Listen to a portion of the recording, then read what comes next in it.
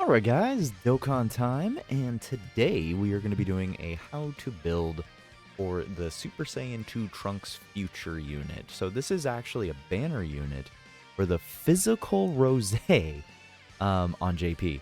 So this will actually be, supposedly this will be a banner unit for global players for first form Frieza's banner, which is going to be very terrible because that's just a terrible banner in general.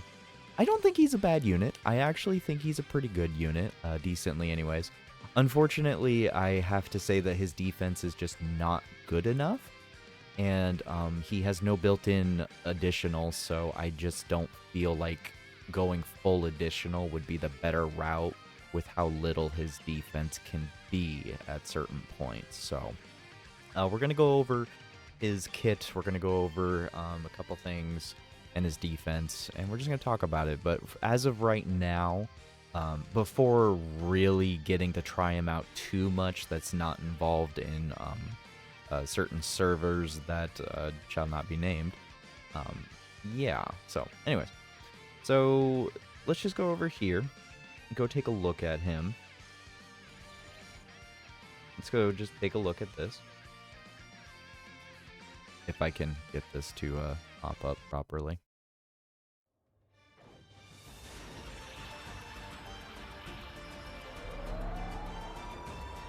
Just you watch. I will win back a world where everyone can live and laugh in peace.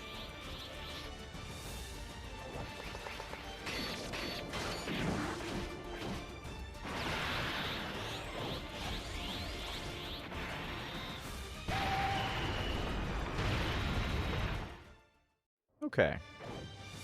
So, I mean, overall, he actually has pretty decent animations, in all given honesty. I kind of like them. So we're just going to go look over his kit right here from the Dokkan Global Twitter, dropping all the information, because as of right now, websites like Dokkan Info and Wiki have not updated properly. So, he is a Time Traveler 130 lead. He greatly raises attack and defense on Super.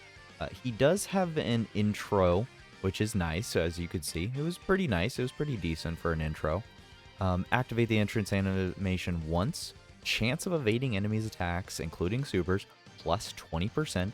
And all allies keep +3 for 4 turns from the character's entry turn, when there is another Future Saga category ally on the team on the character's entry. So, all allies are getting key +3 for 4 turns, which is pretty good. I think I like that. That's pretty nice. And he gets a plus 20% boost to his dodge chance, which I like. Let's see here. Let's move forward here. When there is another future... Oh, wait. That's from... Okay, so you have to have a Future Saga category ally upon the characters on the team. Okay, so it just has to be on the team. You just have to have another Future Saga ally on the team, which isn't hard because of a couple other parts of his passive. Attack and defense plus 60% up to 300%, and chance of performing critical hit and chance of evading enemies' attacks plus 10% up to 50 per Time Traveler's category ally on the team. So that is honestly the worst part about him, is that you have to run him on a full Time Traveler team. You can attempt to go for 4 out of 5. You know, that might not be too bad, being at 240% attack and defense. But I feel like if you drop it any further than just the 1, you're gonna be hurting yourself a little bit too much with this unit, and it just wouldn't be worth the trade-off. Let's see here. So yeah, I mean, basically his entire kit is resting on the Time Travelers. He does get a plus an additional chance of performing a crit and chance of evading enemies' attack plus 20% when HP is 70% or less as well. I don't find that to be very consistent. It is nice because it means that if, you know, within the first 4 turns, if you fall below 70% HP, you technically, I don't know how, I don't know if, like, his dodge chances are, like, pushed into 1. If his dodge chances are pushed into 1, he has a 90% chance to dodge. But I doubt that's how it works. I'm sure it goes by You got a 20% chance, you got a 50% chance, and then you got another 20% chance. That's what my assumption is on how he actually works, which is fine. In my experience, these units that have multiple chances to dodge is actually very good. It's very good and very likely to proc more. But he does get another additional attack plus 150% when throwing a super, and he gets an additional attack and defense plus 150% starting from the turn in which the character evades the third attack in battle, which is very good. It's very good. It does add quite a bit. I feel like this is one of those times where it's kind of irrelevant what teams he's on, because he has to be with other time travelers. If he's not with other time travelers, then he's just in a world of pain. I would say the best categories you really want to rock him on is, of course, time travelers, Vegeta family mixed with Future Saga, Hybrid Saiyans. As long as he's with other time travelers, I think you should be fine. Like I said, I think you can maybe give up one unit on the team not being a time traveler. I think you can get away with one, but getting away with two means you're losing 120% attack and defense, and he truly becomes a dodge or die unit at that point. And I feel like once you lose that too, he just becomes much worse. I feel like he just becomes much worse. And here's his defense's compliments of Halvard. I mean, without any support, his defense post super is 129. On a full time traveler team, start of turn defense is 215. After evading 3 times in battle, it goes up to 539. And if he has 40% support, he can get almost to start of turn 600k defense. Mind you, that's on a full time traveler team. So, I mean, really think about it. After you evade 3 times, he gets an attack and defense buff of 150%. If you remove 2 time traveler allies from the team, and you only have 3 with you, remember, it's 5. You have to have 5 other time travelers on the team with Trunks.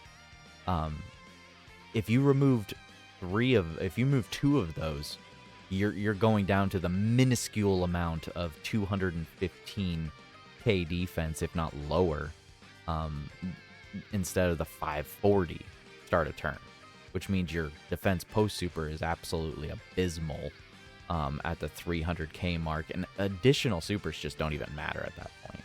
And let's just not even get into it, to the fact that bosses are hitting 1.5, 1.7, 2, 2.2, 2.5, 3 million super attacks. 1 million defense just isn't enough. And for a unit like him to not have built-in additional, have no built-in guard, no built-in damage reduction, it's a very plain and obvious choice. If you want to take him into serious content, you need to make him a dodge or die unit. I will say he does do pretty dang good damage in my testings with him on places. He actually can get up to around 12 to 13 million super attacks. So, I mean, it's not like he's not doing damage. He's actually providing some damage. I would say that this guy is mostly here for links. He's here to be a dodge tank. He's here to do a little bit of damage along the way, and that's about it. His 200% leads are nice, like, don't get me wrong. He's got quite a few 200%. It's just that with most of these not being on time travelers, it makes it really difficult to bother putting him on those teams. Obviously, the Sword of Hope Trunks is fine for a leader. Beast Gohan, though, is not. I don't know what mixture of time travelers you can throw onto Beast Gohan's team to make it worth bringing him along, but yeah. And then there's Future Gohan's team. Obviously, that should be fine so long as you have time travelers. Unfortunately, Future Gohan is not a time traveler. Therefore, he would be one of those losing out. You would lose 60% attack and defense, and you would lose 10% crit and evasion for that. Keep that in mind. So, I mean, out of all these leaders, I mean, I think the only 2 that you're safe to bring along so that you can maximize his full passive is literally just Sword of Hope Trunks and the Blue Boys, and that's it. I mean, this is a unit that looks like he should have been out during the worldwide download celebration of 2023, because that's the only thing he's truly, really, like, pardon my terrible lingo, but vibing with. Like, that's all he's vibing with here. Obviously, you can try to use the stacking Trunks as his main link partner. Or maybe even one of the Rage Trunkses might be okay. I would say Sword of Hope Trunks would be good. And of course, Vegeta and Trunks LR. Those would also be good choices. Celtic Link's gonna have to let me know how this goes, because I'm not brave enough to run Tech Trunks with this guy. Although he would be a very good link partner. Celtic Link's gonna have to let me know how this team goes with him. He links very well with all Trunkses, and the reason he does is because he is Super Saiyan 2 Future Trunks, and this is only the second Super Saiyan 2 Trunks we have in the game. This is it. Like, this is it. We have this Super Saiyan 2 Trunks Future, and then we have the crossover STR one. Where, if I can find him real quick, like, Time Travelers just is not a category built to be built around him, unfortunately. I wish it was, but it's really just not. Yeah, right here. This is the only other Super Saiyan 2 Trunks in the game that we've ever gotten. This is it. And he's only built to be going on to like a future, or not future, but on a crossover team, which is ironic. But yeah, I mean, the problem with Time Travelers has always been Time Travelers want to be with their own kind of role. You want to put heroes with heroes units. You want to put the Hybrid Saiyans with the Hybrid Saiyans, and the Dragon Ball Super Future Saga with the Future Saga. You want to keep the Supers with the Supers and the Extremes with the Extremes. It's just how their links go. It's just how their passives go. It's just how it all works. You could intermix them all you want. You can do that. But it would I just feel like it would hurt this Trunks as a unit and would make it kind of almost worthless to bring him along other than a link battery and praying to RNGs that he dodges. So, yeah, I mean, that's pretty much it. I don't hate him. I like the unit. I think he's got good intro. I think he's got good animations. I think he's a solid dodge tank that can do a little bit of damage if he's thrown onto the team. Unfortunately, I did not provide a 55% build because I don't believe that he'll be that great at 55%. I think at 55%, you're going to be below 10 mil damage. You're going to be like 8 or maybe, yeah, probably about 8 mil on damage, roughly. Maybe 10 at most. And, I mean, he has... You're just not... Like, 7 dodge isn't going to go far with him. I mean, he's got built-in dodge. He has built-in crit and dodge. So, I mean, he can still do damage. He can still dodge. It's just all up to RNGesus. So, but anyways, guys, I think that's going to be it for the Hidden Potential video. Let me know what you think of this Super Saiyan 2 Trunks Future, and let me know if you're going to summon for him. So, anyways, guys, thanks for watching. Have a good day and a good night.